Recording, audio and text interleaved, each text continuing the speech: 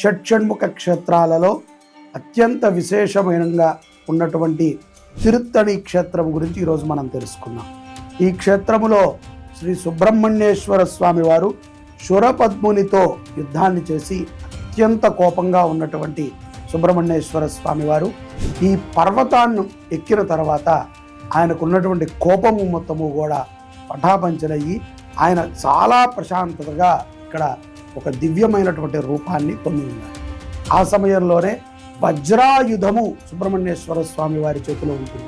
కాబట్టి ఈ తిరుత్తణి క్షేత్రాన్ని దర్శించుకున్నా, అక్కడ జరిగేటువంటి ఈ యొక్క కళ్యాణోత్సవంలో పాల్గొన్నా, ఏదైనా పూజ మనం చేయించుకున్నా మనలో ఉన్నటువంటి సకలమైనటువంటి కోపాలు కూడా హరించుకుపోతాయి.